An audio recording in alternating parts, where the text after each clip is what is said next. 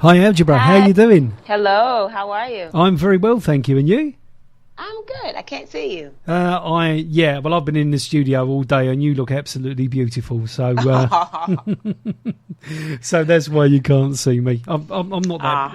I got a great face for radio, Algebra. Come on, you gotta let me see your face. I gotta see who I'm talking to. Well, I don't mind. I'll switch the video on briefly, but there we go. I'll switch it on now for you. You can see me from above. Hi, how you doing? There you go. The camera's down very low, so for me to pick you up on the microphone. So there you go. That's what DJ Gloss looks like. So I love it. There we go. I'm going to switch it off now because I want you to stay there for a little while. Why are you turning it off? Oh, well, I'm not that nice to look at, so there you go. Don't do me like that. Come on, it's got to be personable. I got to see that face of yours. Okay, no problem. As long as you don't mind looking from down there, because there you go. Right. Are you ready for me to start asking you some questions? I am ready. Wonderful. That's wonderful. And it's all recording beautifully, so that's all good too. Okay, can you hear me very well? Because I'm sitting outside on my porch. I can hear you wonderfully. You're coming through crystal clear. So there we go. And it's a great image, actually. Great. Yeah. So starting at the beginning then, how did things sort of come together with you? When did you sort of decide that music was what you wanted to do? How did you get that to sort of conclusion? You know, I grew up in a family full of musicians and singers and songwriters, but it was more on the gospel quartet side. So I kind of ran from music for a long time, and I ended up going to performing arts high school, and even with middle school, I would sing just to stay after school. It wasn't because I wanted a career in it. I could have been okay being a showgirl, and it just kind of, music brought me back to it. And then the songwriting came, and I ran from it though. DJ, I really, really did run from it, and it grabbed me back. And it's the one thing that I know I can do no matter what mood I'm in. When I'm feeling ugly, when I'm feeling sad, music is the only thing that kind of makes sense to me. Yeah, wonderful. So would you say that you selected music or music selected you? I think music selected me. Like when you're born into a family of musicians and stuff, you think everyone in the world can sing and everyone in the world can play an instrument. And then as you grow up, you realize not everyone does. That's right. So you're still living your own life. I think music selected me. I really do. Don't get me wrong. I respect the craft and I love it. But by it selecting me, it made me want to respect it more and learn more and do my due diligence. Well, that sounds great. That sounds like the right place to be honest. It's I can feel your passion there, which is wonderful, and I like that. And when I'm talking to an artist, that's wonderful. So who were you listening to when you grew up? Who were your influences? I guess there was some quite a lot of gospel influences, but what were sort of the other influences and the gospel ones as well? Yeah, well, of course, I grew up listening to my mom. They had gospel albums, the Harrison Gospel Singers, Spiritual Horizons, Jackson Southern Airs, and all of that. But we would, because my mom plays bass, she would play anything live music, Earth, Wind, and Fire. It was a lot of Motown in my home. It was a lot of Donny Hathaway.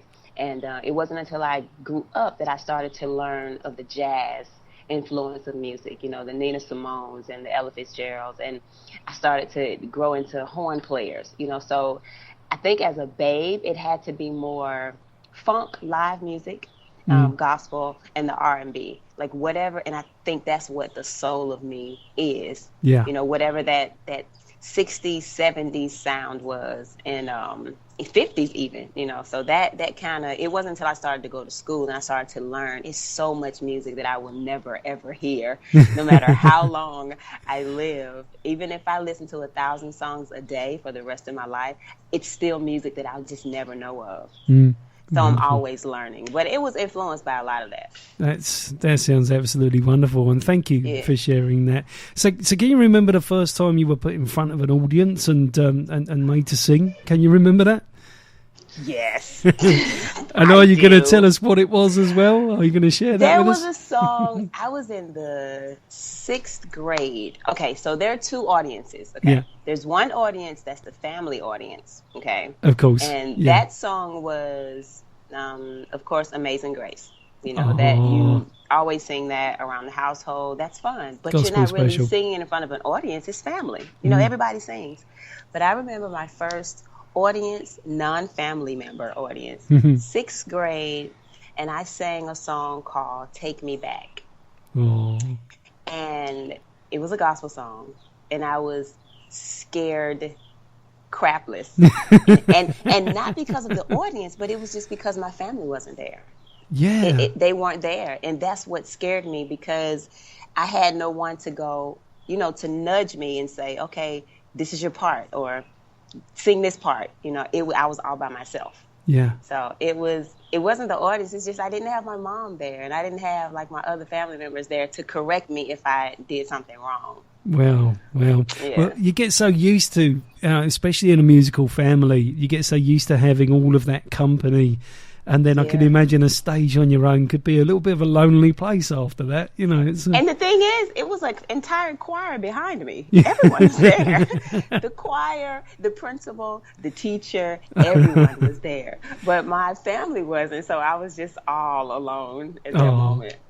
But I got through it. Well, obviously, because you're doing so wonderfully. I mean, there's two albums out now. You know, at the last one, you know, from yourself there, Recovery. Whose Recovery was that? Was that your Recovery?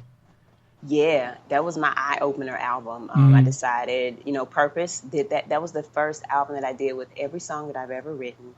You know, I just threw it on the album. So that's my melting pot album. Recovery was I had more of a strategy. Record. I knew what producers I wanted to work with. I only chose 4. Yeah. I knew exactly what I wanted to talk about, and that album is pretty much based off of getting from one point to another. You know, of course, recovering. Everybody thinks, oh, was she strung out on alcohol? Was she a crackhead? You know, but it wasn't that. It was I was happy, and then I didn't know that I could be even happier. Yeah. You know, there's a song on there called Writer's Block.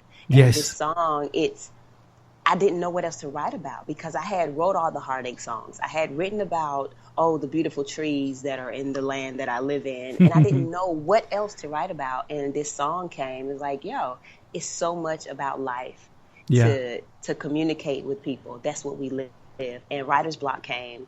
And that's a recovery for me, because I wasn't writing songs for months. Yeah. And it's like, this is how I survived. It's a great song. I opened the breakfast show with that, not this week, but last week, one of the days last week, and it was the first tune at the breakfast show, and I love the way it sort of comes in. You can hear someone scratching away with a pen, and you know, and then it sort of comes into the music, and wow, yeah. And I was going to ask you, actually, you know, was that writer's block that you experienced? But you've already explained that so beautifully. That's wonderful. Yeah. And it's that song is also, it's not just about the writer either. It's about the artists themselves, you know, even with mothers and fathers and DJs, you know, sometimes you've spun every record known to man. Everybody listens to your show. You probably even have a program. So when you get bored, it's like your crate of music. What do you go back to inspire you? So the song is dedicated to any person that's a creative. You know, if you are a creator of anything, you know, you figure out how to survive in life. You figure out how to just get up in the morning and go to your 9 to 5. It's still a writer's block, because sometimes it's like the only motivation is the check that you're going to get before the weekend. And sometimes that's just not enough. Yeah. Well, the sharing of love of music is a beautiful thing, and you know, that in addition to the check is what covers me, if you know what I mean. Because exactly. I love what I do. I mean, like you know, when you love what you do, it's not so much like work, is it? You know. Absolutely, it's play. And yeah, so I can see where you're coming from. Nobody But You, what a tune! Oh wow! I mean, that's probably the one from the album, isn't it? I mean, that was your first single release from the album, wasn't it? Nobody But You. Yeah, I mean, that's that's a fabulous tune, and I know it's been very, very well received here in the UK. Nice. So tell us a little bit about it, because it's a wonderful tune. Thank you. Nobody but you. Okay, so this is my story that I always tell, and it's so the truth. Yeah. There's a time in my life I was driving through the McDonald's drive-thru, and this guy was flirting, but I was in the car with my significant other. So there was a sense of jealousy there. Ooh. But I had to reiterate and remind my friend, like, yo, there's no one else that I want. I only want you. And besides, he's working at the drive-thru at McDonald's. I mean, I'm not taking anything away. He could have been the manager, but I'm not going to take him over you. I have you. We've been together for forever. I don't want anyone else but you. No one else. He can be our friend, but I just want you. So that's one story. That's a part of the inspiration for this song. And then I have a new aunt. I have a new niece and 2 new nephews. And when I recorded the song a few months before, the album was released. And I let my 3-year-old niece at the time hear it. And I played it for her twice. And she said, Auntie, play that again. And she was singing along. And she said, did you write that song about me, that you love me? And I said, yes, I do. I do love you. This song is about you. So she remembered it, and that sparked, like, I should really put this record out. It's just that reiteration of love. That's beautiful. And yeah, and I guess, just as relevant to every sort of listening ear that would see it that way, even if they don't know you personally, they there's that feeling of love that comes from it. Nobody but you. That's wonderful. And right next to you, is that about the same guy? Yes. Right. It is. Yeah, didn't I tell you? Insecurities on the other part. It's just real crazy. Right next to you is just that song about, as you can tell in the words, you being a woman, which you have no idea what that is. But, going out with the girls. From you want to go out, hang out. But then sometimes you don't want to, and that's from the male's point of view too. Y'all have football time, you hanging out, drinking a beer, whatever. And sometimes you just want your girl to hold you. You just want to hang out with your significant other. And that's what that song is about. I do like to be away from him when I can, but yeah, when I want to be with that significant other, I want to be with, and there's nothing else that can take my mind off of it. Wow, yeah. Unless I'm in the studio. Yeah, that's a slightly different atmosphere for an artist, though, isn't it? It's that's where you have to do your concentrating and be who you are in that instance. So that's wonderful, and I can understand that. Wonderful. Wow. Well, I just wanted to sort of know a little bit about some of those tunes, so that's absolutely wonderful. And you're coming to the UK very soon, aren't you? In fact, are you in Paris first and then the UK? It's all a bit exciting. Well, we're flying into London. Yeah, we're flying into the UK, and I don't know if we have shows there first, but we're going to be in Paris, Liverpool, Birmingham. So I'm excited. It's been a while since I've been there. The last time I was there was probably 06. Wow. 06 or 08. I came with Joe. So it's been a long time. It's been a really long time. That's it's been a while, but we'll be coming along to the Jazz Cafe. That's on Sunday the 28th. So that's great. Yeah, the Breakfast Show crew will be there at the Jazz Cafe coming to see you and the other 4 ladies that are performing with you. We're really looking forward to it. Love what Music Connects do. They're fabulous, and we go to lots of their their presentations, and it's going to be great to see you there, and so what you got in store for us? Tell us all about it. What's we're gonna do, or is it all a secret? No, it's not a secret. Well, no, it's not a secret. Okay. I'm gonna do some songs from Purpose, the first album, and I'm definitely gonna do, the single and some songs off of Recovery. But I'm just my goal is to soak y'all up. I just want to soak y'all all the way up. I want to bring you back home to me, and I want to be able to come back as many times as possible. I'm here in the States, so there's a totally different vibe here musically. So I just want to soak as much. I'm only there for a week, so I probably will not sleep. You guys will probably have me in rare form on stage, no sleep, and just completely hyped, just naturally high to be over there performing for y'all. Is there anything y'all want from me specifically so I can make sure I have whatever song, whatever you guys want me to bring you? I don't know if it's some United States candy that I have over here that y'all don't have. Tell me what you need. I'll bring it. Just bring Nobody But You with you. That'll be lovely. That would be great. I got you. I got you. That's easy. That's wonderful. And, that's all the candy we need. It's wonderful music. Honestly, it is. It's great, Thank you. And have you ever been to the Jazz Cafe before in London, in Camden? I have not. Wow. I have not. It's a great venue. It's really, really close by. And they're not coming for you, are they? No. That's why I was checking to see. It's like, uh-oh. Only playing. It's all part of fun. I had the phone ringing here earlier. Did you hear that? And I did not. You didn't. I was ringing and I was thinking, can somebody pick that phone up?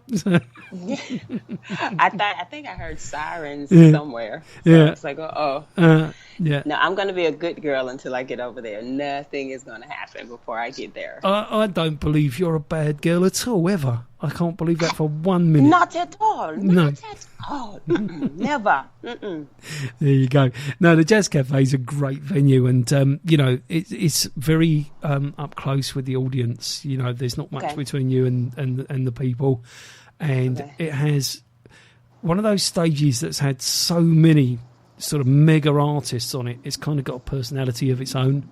It's it has its own sort of spirit there at the Jazz Cafe. It's wonderful. Okay, about how many people does it hold? Well, depends. I mean, there's upstairs and downstairs, so probably sort of 400, maybe a few more, 500. It's a sizable venue.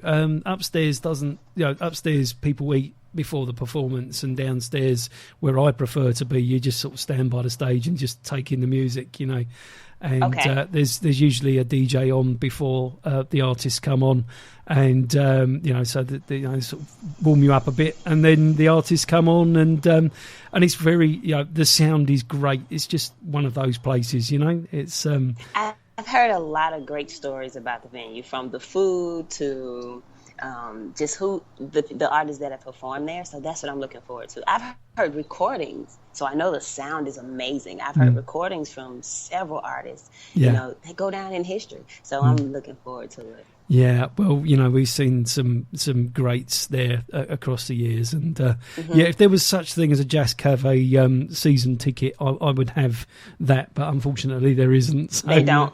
Of course not. Of course, things that we need in life, the little things. Yeah, that's right. So what's the next thing? I mean, you've got this album out, Recovery, and you're coming here and you're doing like a mini European kind of UK tour.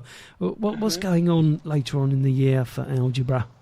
Well, of course, more shows. We've been promoting and selling out shows with this album for a while now, and I think the next thing is there's a little acting on the side, and I've been getting scripts for different things, and I'm working on the third album. So music is my first love. So if I'm not writing for someone else, then I'm writing for myself and gearing up for the third album, just trying to figure out what sound, because I feel like I'm one of those artists where I can really do whatever I want to do musically, and all I can do is pray that it's received well, and then if it's not, then we'll keep doing it until it is received.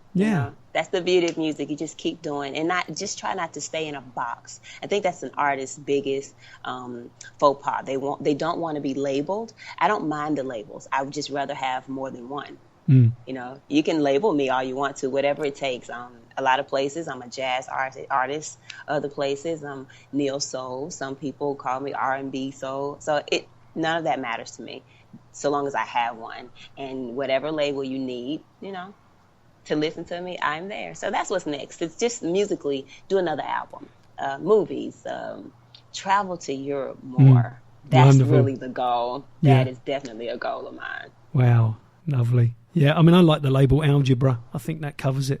You know what? Yeah. Exactly. And then you can do whatever music you like, and because Algebra can sing anything Algebra wants. So there you go. That's right. Yeah. That is absolutely right. See, we're connecting. We're there. This is good, isn't it? Yeah. Yeah. Mm-hmm. Can I ask you the significance of the butterfly? Oh, of course you can. Okay.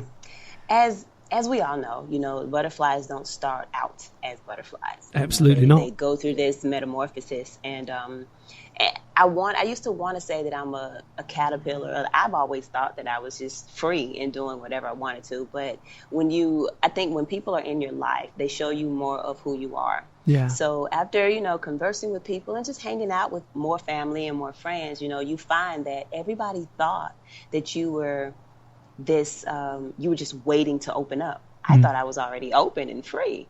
And as I'm growing, as I'm getting older, as I'm becoming an aunt and experiencing life, I found that they were right. Like, we're all always evolving. It's going to always be a transformation. So the butterfly for me is just being flexible and transforming and always growing, being viable. To me, a butterfly always does that. I think things happens to the butterfly that even scientifically we really don't know about. From the patterns on their wings to one day they have a spot, the next day they don't. So what is that about? So I don't know. But it's a continuous I think it's about process. It's always continuing. It's always continuing until it's time to stop. And no one can determine that but the butterfly. There you go. Yeah. I like that. That's growing. A great analogy. Yeah. Yeah, I'm growing. No, that's wonderful. And I guess it would have some sort of significance like that. And then when you couple that with what you said earlier about, you're not kind of genre locked, you're not staying in one place, that you're that you can sort of do anything kind of thing. And, that's all part of the butterfly thing. And I saw that sort of connection there, which is what made me ask the question. Fabulous. Absolutely. Yeah, that's really good. That's really good. So, after this event, are you sort of anywhere sort of in the States, or have you got another trip here, or do you go to other parts of the world? What's happening there? Well, we're just doing Europe. I think we're trying to lock in some Asia dates, but I know as of right now for like November, October, it's a lot of dates here in the States. So I come back, and then maybe towards the holidays, like end of the year, we'll see what's going on. That always slows down. It's never medium. Either it slows all the way down or it speeds completely up. So I do plan. If I don't get back to Europe this year, I'll be back next year, like Lord willing. That's my goal. And possibly, if not completed with the third album, halfway through it. Wonderful. Because we've started recording already. Well, that's brilliant. And of course, when you've got that third album ready to go, give us a shout, because we'd love to get behind it. Get you played here in the UK on our station, and get our listeners behind you. And just going to ask you about telling our listeners about how to get in touch with you, your social media, the email, where your CDs can be bought, where they can, what stores your electronic downloads are sold at, just so they know where to buy you. Okay, absolutely. Well, social media is fairly easy. Instagram, it's Algebra Blesset. Twitter, it's at Yes It's Algebra. Facebook, my name is Algebra, and you spell that ALGEBRA BLESSETT. You wouldn't believe how many people misspell algebra. You can also download the album on iTunes, Amazon, Spotify. We're on there, and see what else is there. Merchandise. When I'm there in the UK, I'll have a lot of things. I'll have T-shirts and CDs, so you're more than welcome. If you already have the album, bring it up. We can have a conversation. I can sign them. We're going to have a jolly old good time when I get there. We're really looking forward to you coming, Algebra, and it's been so lovely to connect and talk to you today. And you spared us loads of your time, and we really appreciate that. Thank you for sharing. Thank you for having video, because that was really lovely. It's lovely to speak to a person rather than a voice, and I'm glad you made it through with the video on both ways. So that's all good. See, you're awesome. You made me more comfortable, way more comfortable. Thank you. Instead of me looking at myself talking. Well, that's it's been absolutely lovely. You have a safe journey over, and we can't wait to meet you on the 28th. Absolutely. Yeah. All right. Well, I'll see you soon in a couple of days, actually. Wonderful. You take. All right. You take care. Have an absolutely wonderful rest of your day. You take care. Okay. You too. Bye-bye. See you later. Bye. All Bye. right. Bye. Ciao. Bye.